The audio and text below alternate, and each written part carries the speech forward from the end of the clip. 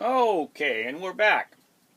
I'm starting to get down this YouTube a little bit, and I haven't done one editing yet. I've done this exactly straight out. I don't even know how to edit, just to let you know. This is Alan Cook, the proud owner of Medion, which is the elder Mona Lisa of the younger Mona Lisa, the most famous painting in the world.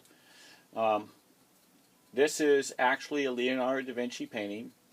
It's all been verified all the way down to every single little thing in which you're not able to be seen by the human eye that is verifies. The only thing that has not been done is chemically tested.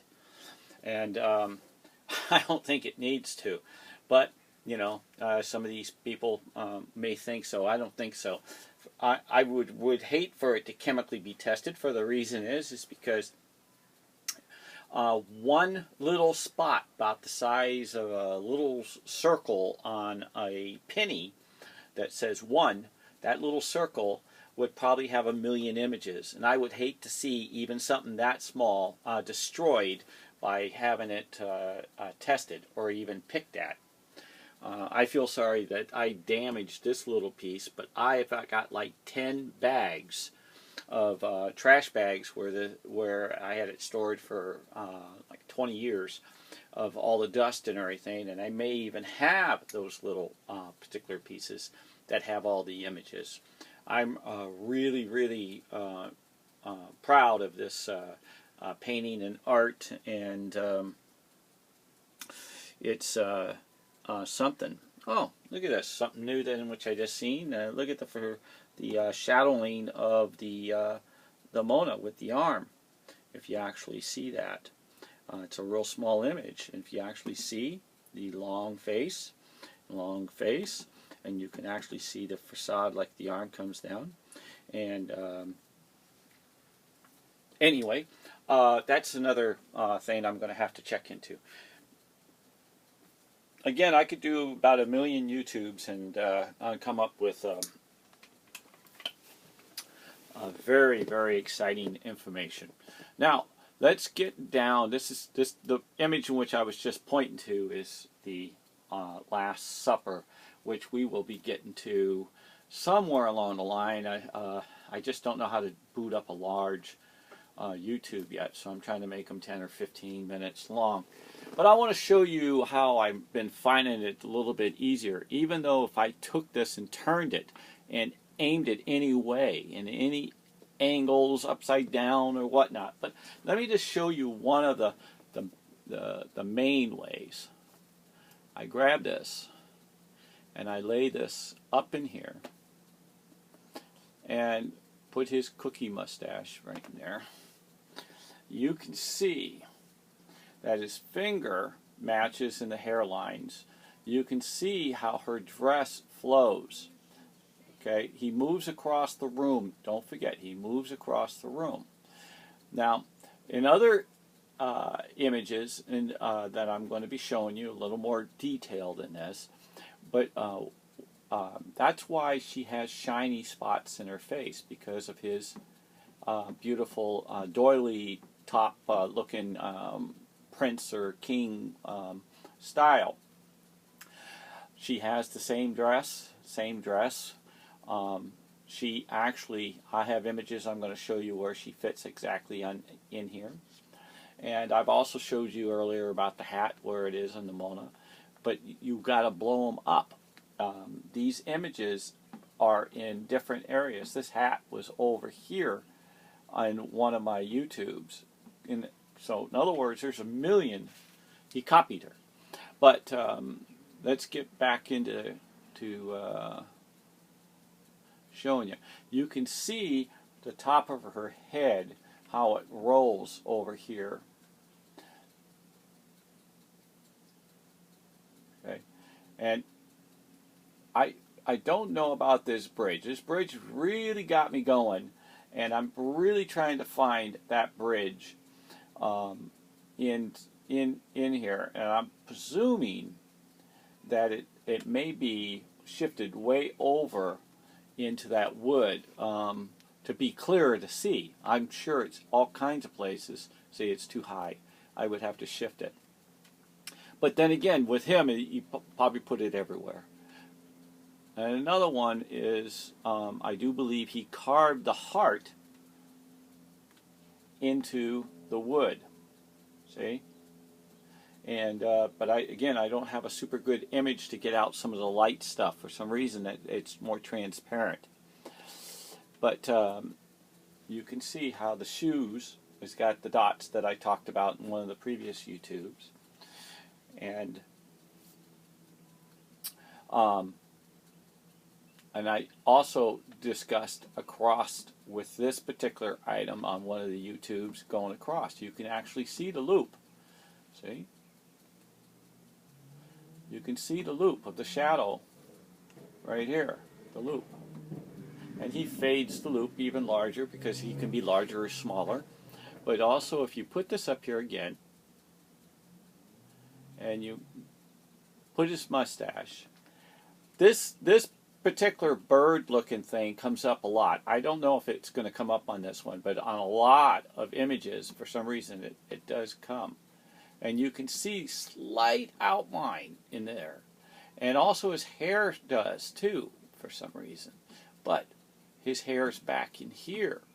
But I've seen his hair actually float in different particular areas. Like I've had it where his hair, I'm discussing some of the issues, I've seen his hair flow perfectly in here. And it's a perfect cover, but you can't see his face because it's so light of the Mona. So he really makes it difficult for me because he makes one show, but he doesn't make the other part show. He's kind of like only giving you a portion of the image in each one. I don't want to say I'm being cheated, but I mean it's just a lot of hard work, and I assure you on that. I also showed you how the Mona Lisa, in different images, when you flip her hands, they are lovebirds. And he uses the finger a lot in pointing. And I really, really like to know the true meaning of it. I know in religion it's like one way, but I think it was another meaning with him. Not just it.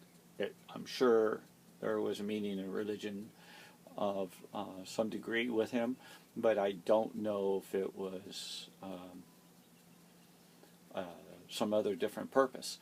I know he uses animals a lot in cartoons, and I first was going to call my book which I'd done called Passion of Love, I was going to call it The Crows. For some reason, once in a while, out of about 100 photos, you'll find a crow aim in a certain way. And on the internet, it didn't identify what a crow does. And I'm going to give you some other view while I'm talking. And it doesn't show, but an elder gentleman at one of the fast food places, after about a year of me trying to figure out what a crow is doing in the painting and for which way, once in a while he put it in very rarely, even though there are bigger items, I overheard him say, "Follow the crow." I said, "Follow the crow." I jumped up and went over to the elder gentleman and said, "What do you mean?" And he says, "Follow the crow." And he repeats himself for several times. And I says, "I really need to know what you mean by that." He says, "Always follow the direction of the crow." So once in a while his painting will take different direction than which you think you are, and let's say there's a point going this way, he's telling you that pointer is going that way. And when you're trying to picturize, so let's say this particular image, he's looking at us, and you got the dog looking over here. I call him a green dog. And there's many other different images on top of it. There's probably a porky pig, blah, blah, but the whole main image. And here's a big face. And this image, I want to let you know, is probably, this whole image is probably, I'd be shocked if it's the size of a grain of sand. I have no idea how he really did it. I have theories, and I'm working on it, I promise. I only did this for Passion of Love. Hope I don't run out of time. I'm going to have to consider this another number.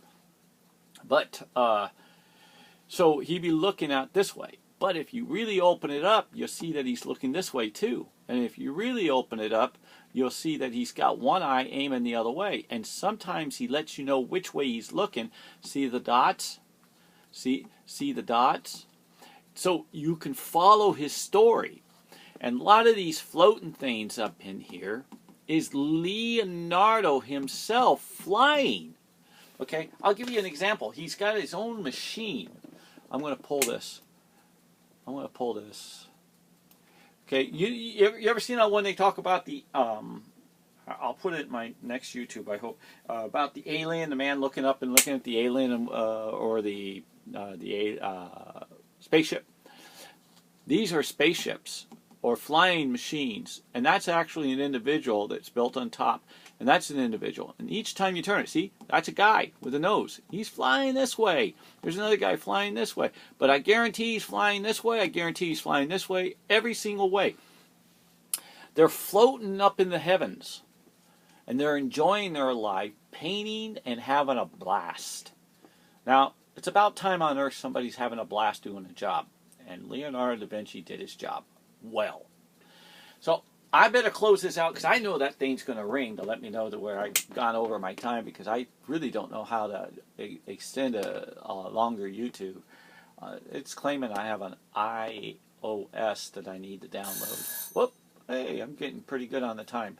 Okay, again, ladies and gentlemen, I want to say God bless, say your prayers, give me a thumbs up, follow my YouTube, and I'm going to keep working on it. I love this stuff. And again, please give me a thumbs up and pass it on to your friends. Amen.